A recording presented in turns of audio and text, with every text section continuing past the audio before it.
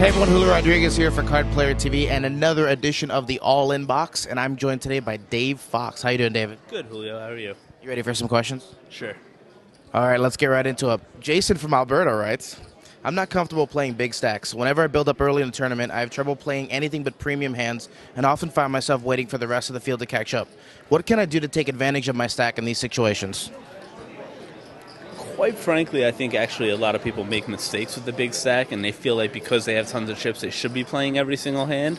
It's actually not that bad of a strategy to keep like a fairly tight range and just play really strong hands because you don't need to gamble now that you have chips and spew and put it away. It's different if you're the one opening the pot. You can be aggressive as an opener or aggressive as a three-better, but as far as calling with marginal hands like suited connectors and small pairs, that's not really something you need to be doing, so sticking with that strategy by and large is not that bad.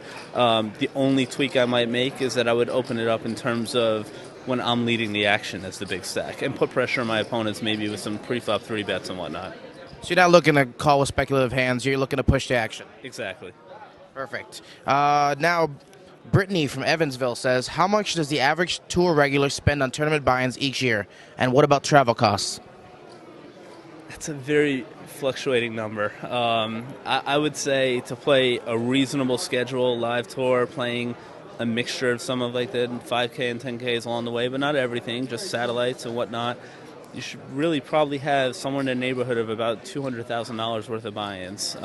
And that might even be a conservative number depending on the schedule that you're playing. Certainly, there's a schedule you can play where you might only need like 75K to 100K if you're playing smaller buy-ins, but you're going to usually need about that much worth of buy-ins to cover the year. And as far as travel expenses are concerned, there's lots of tricks. You can, get comps for the casinos, you share with roommates, buy food and stock it in your fridge. If you travel enough, you start to get some of these tricks. Generally, a normal trip, if you're not getting these comps, is going to probably cost you somewhere in the neighborhood of around $700 for a couple-week trip to another location. But there's a lot of ins and outs that you can do to get around it. Is it worth it going to Europe?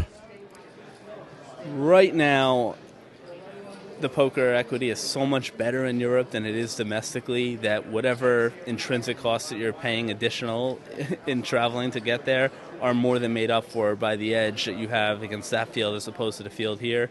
Plus, you can also mix it in and make it sort of a vacation so you're not just going as a poker trip. The additional perks of being a poker pro. Well, I'd like to thank you for being on the show. Sure. And make sure you guys keep watching right here on Card Player TV.